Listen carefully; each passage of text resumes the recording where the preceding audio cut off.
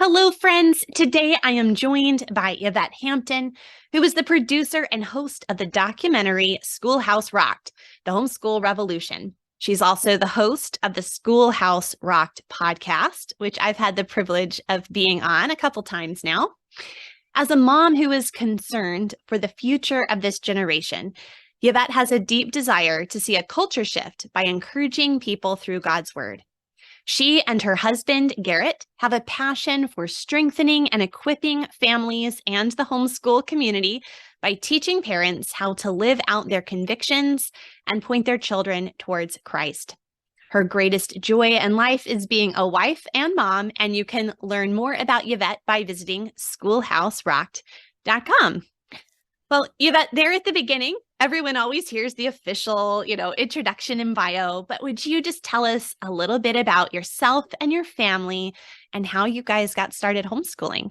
Yeah. Thank you so much for having me. This is so much fun to be here. Like you said, we just recorded for my podcast and then jumped onto yours. And it really is so much fun to be on this other side of the interview process.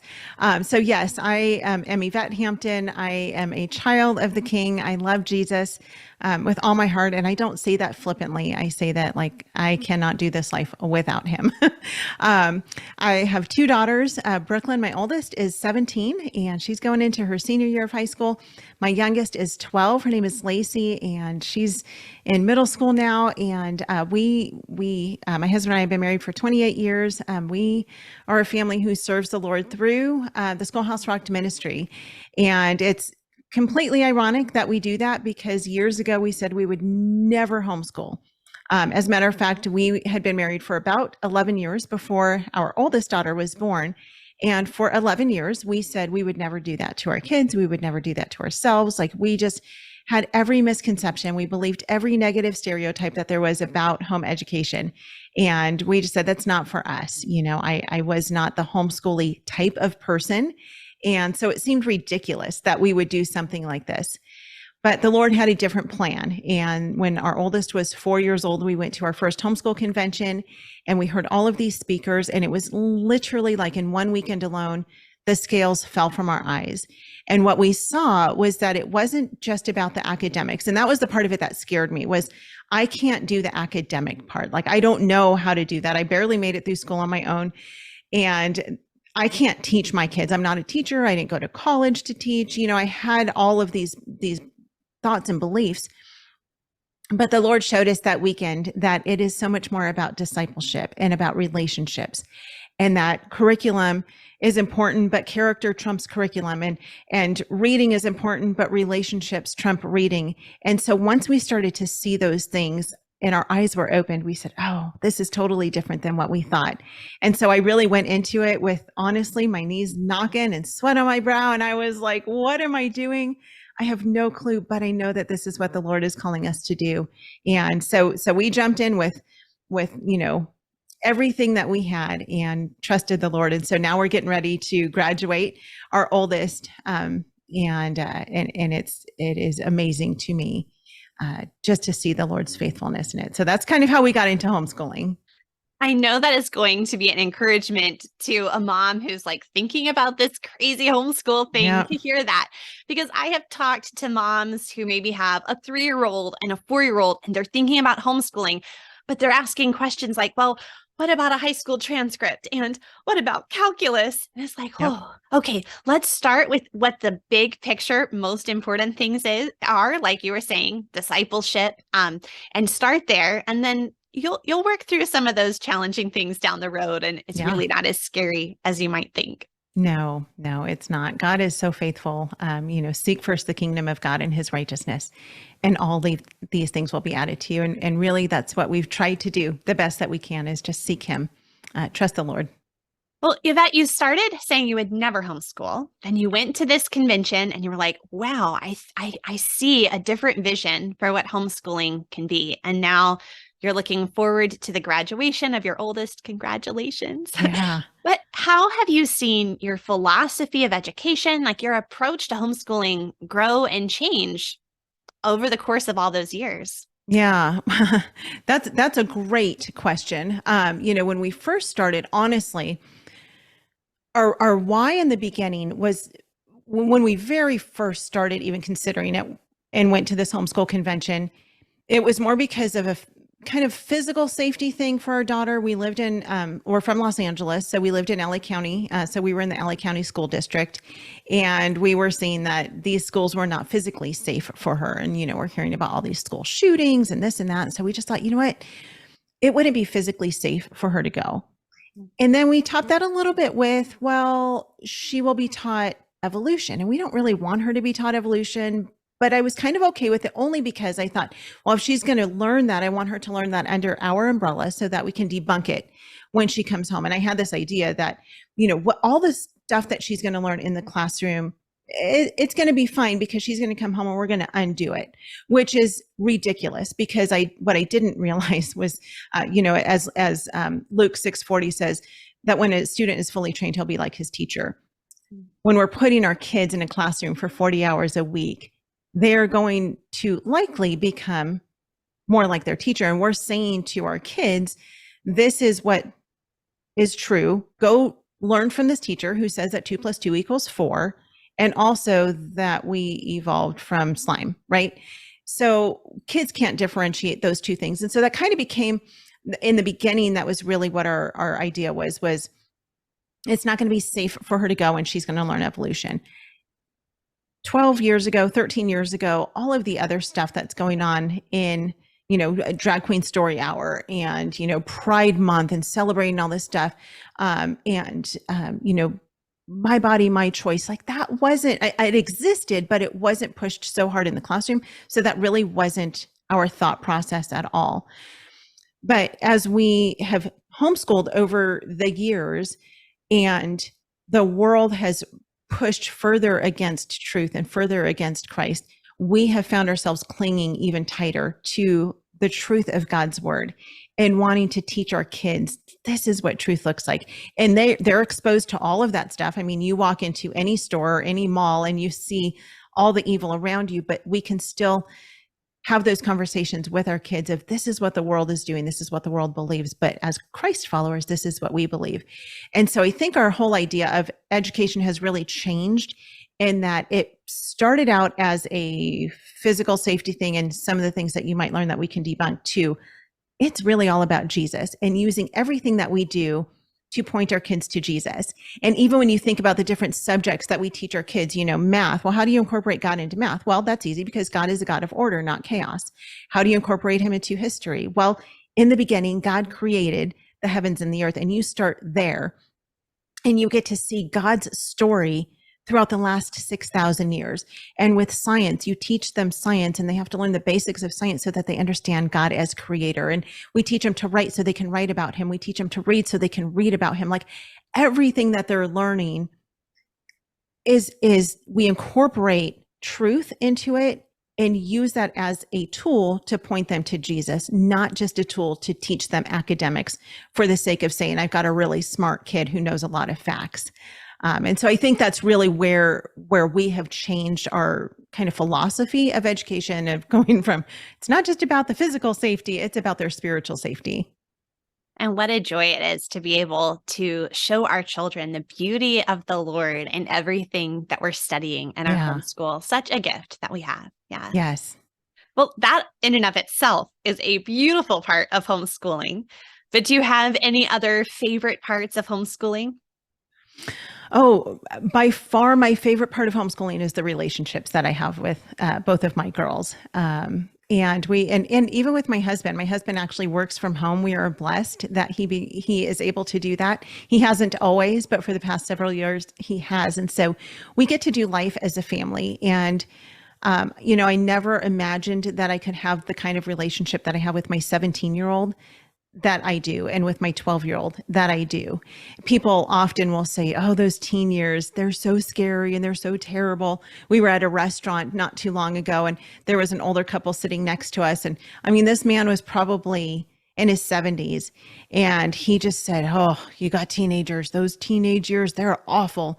My teenage daughters were horrible at that age. And I was like, oh my, I am so sorry that this man in his 70s is still, distraught and having PTSD over his teen years with his daughters. And I just was like, oh, you know what? No, the teen years have been great for us. And not that we don't have hard times. I don't want to paint this perfect picture of everything's always perfect and easy and our kids are always obedient and I'm always patient and we have the perfect home. It's not like that at all. But we do have an incredibly good relationship with each other that I never thought possible.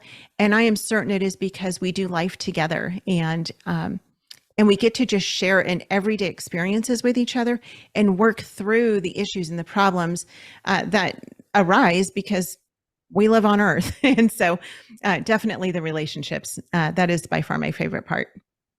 A lot of it isn't like homeschooling will make you never have relationship issues with your children or with your Right. teens, right? But just like you were saying, we're not pushing them under the rug or only trying to deal with them in these short little windows of time we have together. Yeah. We're kind of forced to have to like face these things head on. And that can be painful, but it's also so good because there can be reconciliation and Yeah. restoration and a deepening of love for one another.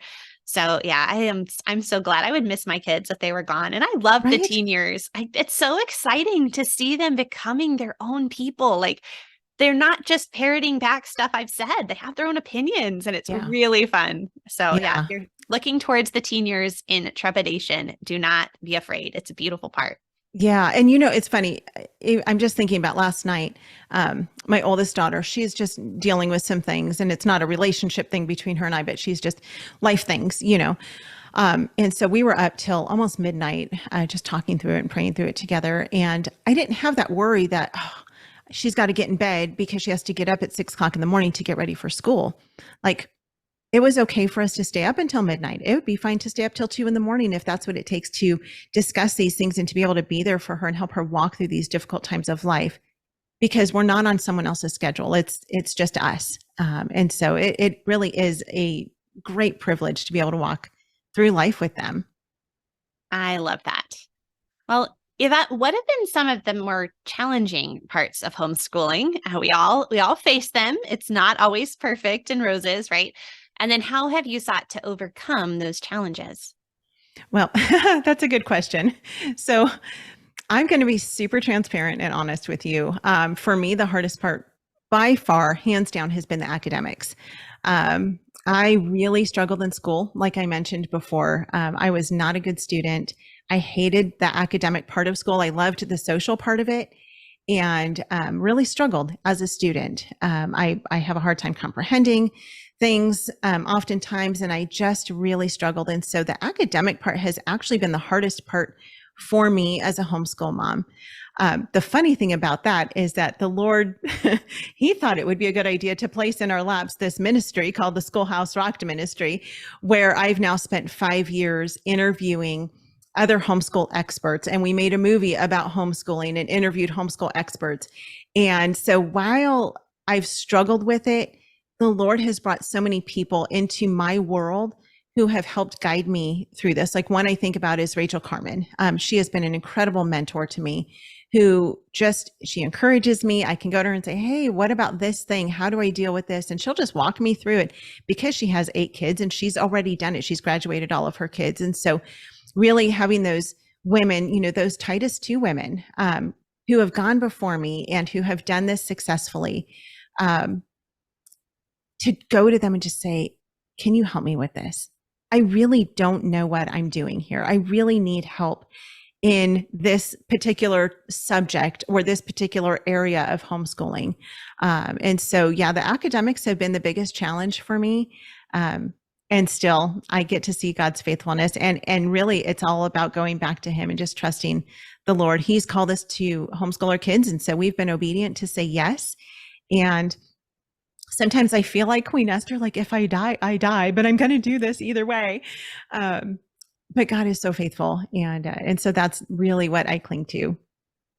That's an encouragement because I know that some moms can worry either about academics in general, or maybe there was a particular subject that was really a struggle. And they think, I'll never be able to teach my kids math. Like, I don't Right. even really understand fractions, or I was never a good writer. I just don't know if I'm going to be able to teach my kids how to write well. And to one, like you were just saying, to seek out mentors and Mhm. community, whether it's online or in real life near you to go to those women who have kind of been there, done that, who have some experience. That's invaluable. And have you found any other good ways of kind of dealing with some of the challenging subjects? Have you outsourced or hired teachers, or how has that worked out for you? Yeah, for sure. We have actually done co-ops with our girls for the last couple of years, and there are co-ops where we get to choose the classes that they take. And here's the thing. I think that a lot of homeschool parents think they have to teach every subject to their children. And really what it is we get to be we get to guide the ship, right? We get to be that captain and say, okay, I'm not sure how to teach you chemistry, so let's go take this chemistry class at co-op. I'm not sure how to teach even art. We always think about the like higher academic subjects, but my daughter loves art. I am not an artist. I cannot teach her art. I mean, I can literally barely draw a stick figure. It's really bad. But she took an art class at co-op this past year, and it was great because she was able to learn art from someone else who was actually an artist. And so with all the different things, we're the ones who get to guide that ship and say, you know what, there are other people who can teach these. We also utilize virtual classes, for math. We do an online math program that works great. I don't like math. I don't understand all the math that there is to understand. And so we use an online math program. And so while we do a lot at home, we also are able to facilitate some of their learning in other ways through co-ops, through online programs. We've even hired a tutor. At one point, one of our daughters was struggling with math. And so we found a great retired homeschool mom in our town, and she was amazing. And she just said, yes, I would love to teach her. And so she, we paid her some money. It wasn't very expensive. And she was able to teach her all the concepts in a way that I couldn't teach them to her. And so yeah, I mean, God just opens the doors for us to be able to teach our kids the things that they need to learn without us having to teach them everything. And the good thing with that too, I've seen with my own children, is you end up having these wonderful mentors who can speak into the lives of your kids as well. When my son, we just recently celebrated his graduation last spring, and a little surprise for him was I had contacted some of his teachers, his grandparents, youth leaders from our church, just men and women who have been a big part of his both academic and just sort of spiritual life. And they all recorded little videos for him, and I put it together. And so just to be able to see that and think to myself, wow, it wasn't just about like the things that I was saying to him, but the Lord gave him this whole crowd of witnesses to support me as well on this homeschooling journey, that we're not having to do it all on our own. Yeah. I think it's so important to have other people's voices who we trust in the lives of our kids, because sometimes they'll say the same thing that we're saying, but because it's coming from a different person in a different trusted voice, they're like, oh, so-and-so said, well, I literally just had this conversation with my daughter the other day. She said, oh, so-and-so said something. I'm like, that's exactly what Dad and I said. She's like, I know, but it was different coming from them. Okay, same words, different delivery. And so, oh my goodness. Yeah. Yes, I've had that experience before, and I just smile and nod now, because I think to myself, okay, the goal was for them to know this and believe it. So as long as it got in there somehow. That's right.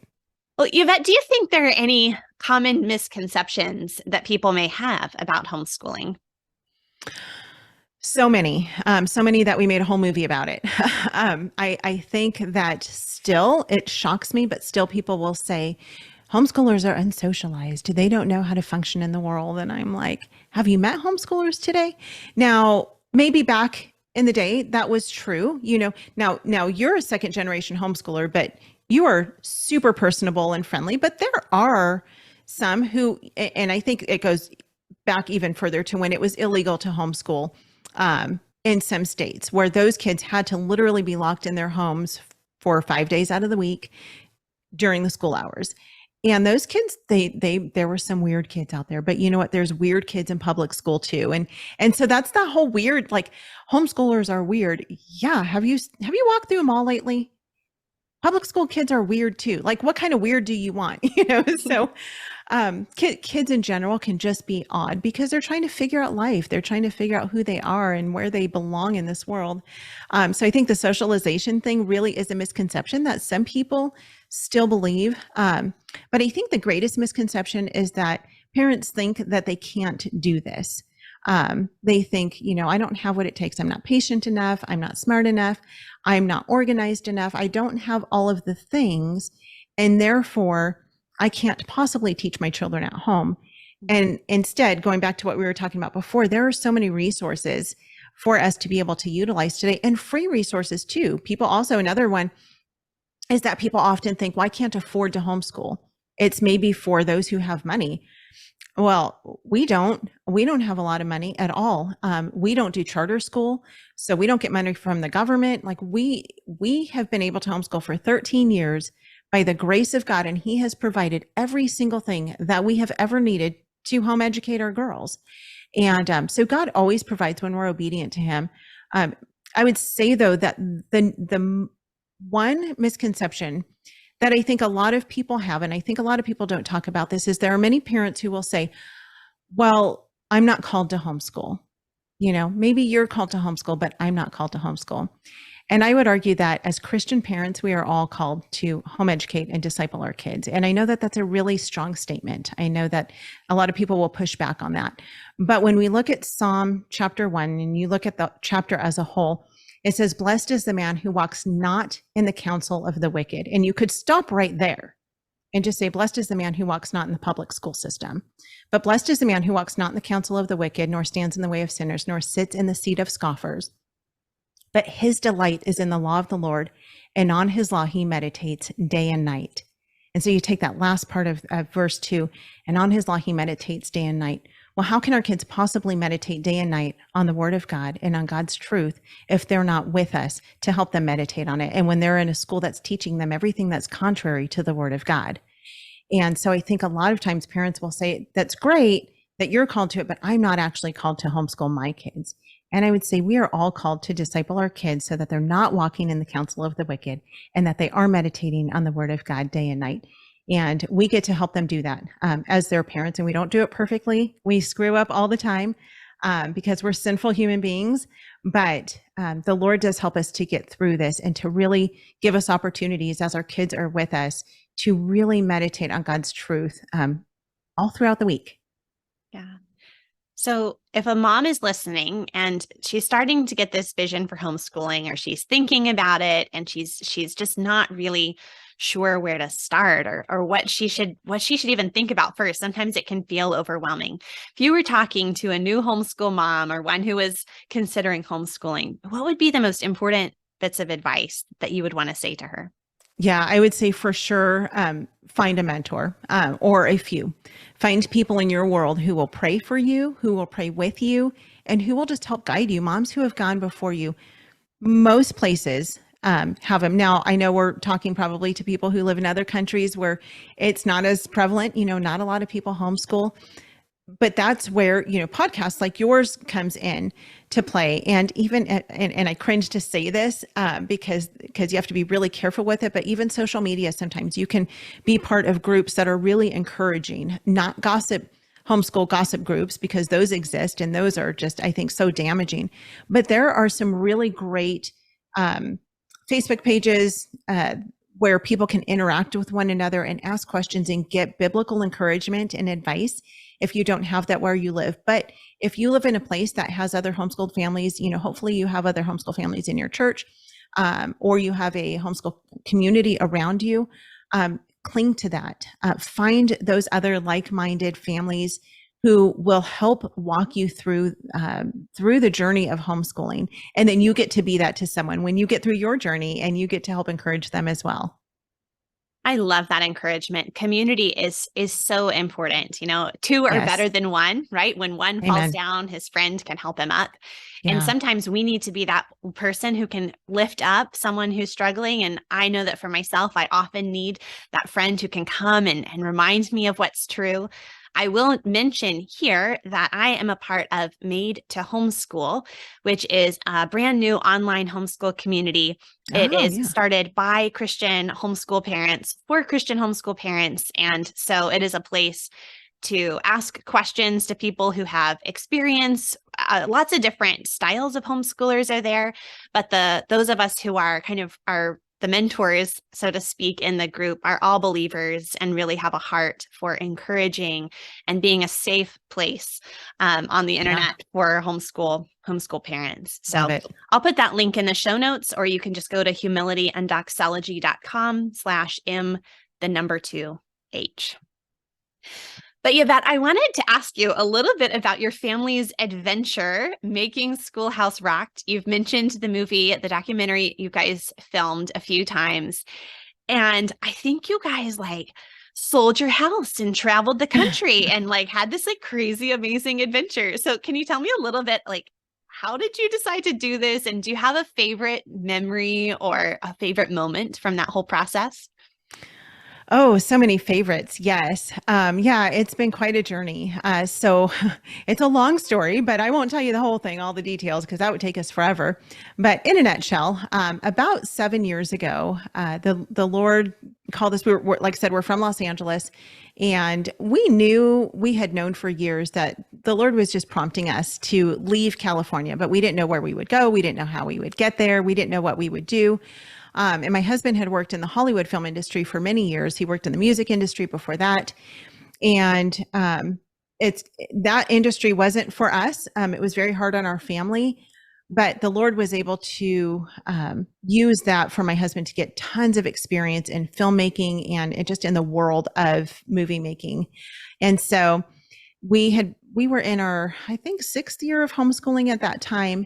And you talked about misconceptions. We had started to see that we had all these misconceptions. We had gone to this homeschool conference. The Lord opened our eyes. And so we had become kind of homeschool evangelists in our area. We would meet people at church and we'd say, "Oh, have you thought about homeschooling?" And we would talk to them about it. And they would say, "Yeah, but I can't because this, and this." And they had believed all the same things that we had believed. And so we started to see a lot of parents aren't homeschooling because they don't understand it. They don't understand what it is. They don't understand why they should do it. They're believing all the false things that we believed. And so the Lord actually put it on my husband's heart to film this documentary on homeschooling.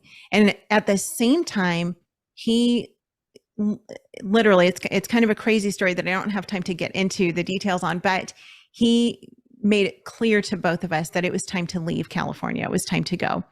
And so in December of 2016, we had sold our house. We sold basically everything in it. There were a few special things that that my mom held on to that she kept in her garage that we've since been able to get. But we basically sold everything, and we bought a travel trailer and a Ford Excursion. And we got in our trailer in December of 2016, and we drove out of California, not really knowing where we were going. That first destination, we were heading towards Georgia because some of our family has moved there, but we didn't know where we would end up. We didn't know how we were going to get there. We didn't know what it was going to look like, but we knew the Lord was saying, "Go and make this movie." And we didn't even know who the cast was going to be at that time. We had interviewed a couple of people, but we just were like, "Lord, you have opened every door." It was miraculous how he opened the doors for this to happen. And so we just stepped out in faith and we just said, "Lord, we're going to trust you. We don't know what we're doing. We don't know how we're going to do this, but we know that you're calling us to do this." And so we did. And it took us a really, really long time to make the movie and to get it out into people's hands. It took us actually almost 5 years. And part of that was we didn't know why it was taking so long to make the movie. And the Lord he never stopped production, but he kept putting delays in front of us. And, whether it was financial or just our living situation or whatever it was. And then COVID hit and millions of people brought their kids home. And we were like, oh, so God's plan really is best. And we were able to see for the first time really why the Lord had put those delays in front of us. The most exciting thing about the journey, though, making the movie was fun. We've traveled to over 30 states with our girls by car, mostly. And so that's been a lot of fun. We've gotten to drive the map. I said, we don't need to do geography with our kids, at least not US geography. We've literally driven a good portion of it. We still have several states to hit, of course, but while the making of the movie has been really fun, it was also really, really hard. But the most exciting part of the journey has been meeting people along the way and making friends with people in all different parts of the country. And some of those friendships have really stood strong and really developed into lifelong friendships. And so we have friends in all different parts of the nation now that we would not have had before, because we were in our perfect little bubble of California with our church and our family and our homeschool community and our friends that we'd had, for life. I mean, that was where we grew up. And so we were in our little comfortable bubble. And when we got out of that, we were kind of forced into like, okay, now we have to meet people and we have to actually establish other friendships. So while we still have many of our close friends and of course our family in California, we have friends, all over the place now. And it's really neat to just see how the Lord has developed and established those friendships. That's been by far my favorite part. When God takes us out of our comfort zone, sometimes we don't know why or what he's going to do through that. Yeah. But to be able to see how you've had your hearts connected to all of these people you would never have known otherwise, what a joy. And I think one of the fun things, especially I think as a second generation homeschooler, I feel like I can see, I think pretty clearly, maybe more easily than someone who's new to it, that there's so many different ways to homeschool. And there's not just the one right way. Sometimes folks will jump out of the public school traditional model box, and then they like jump into a new homeschool box with like their little version of what homeschooling needs to look like. And I think one of the best ways to get outside of our box is to just meet a wide variety of other homeschoolers, because we can learn from one another so much. We can learn from one another in the ways we're similar, but we can also sometimes learn just as much, if not more, from people who do things differently than we do. And to see that we all share a common vision, a common goal, but it can work itself out differently is such a joy. I think that's really important. And I'm excited to hear how your family was connected with all these other folks around the country. Yeah. It's fun. And even like homeschool methods, like we've met people who do, like life schooling, like they just do homeschool through life. They find opportunities, they use some workbooks and textbooks and curriculum, but really they kind of incorporate it into life. And then we've met those who do classical, those who do Charlotte Mason, those who do unit studies. Like there are so many ways. And so every family has a different kind of personality when it comes to homeschooling. And it's really fun to see that. It's fun to see how the Lord just mold each family according to how he has created them to function as a family. Yeah, that's awesome. Well, Yvette, here at the end, I'm going to ask you the questions that I ask all my guests. And the first is just, what are you personally reading lately? Two things, actually. One of them I'll have to explain because the title of it sounds like it could be a little bit shady, but it's called A Night to Remember. And it's actually a story of, it's about the Titanic, the sinking of the Titanic. And it's just true accounts of people who were actually on the ship and, what they went through. And so I found it at a yard sale last week and I was like, this looks really interesting. Obviously I know the story about the Titanic, but to read those firsthand accounts has been really interesting. But the one book that I'm really loving in addition to that, it's by Missy Andrews and it's called My Divine Comedy. I don't know if you've read this one. Oh, My Mother's Homeschooling Journey. I'm telling you, I think every homeschool mom should read this book. It is so good. I didn't even know it existed. And I interviewed Missy on this for my podcast. And I was like, this is the greatest book ever. And so I'm still making my way through it.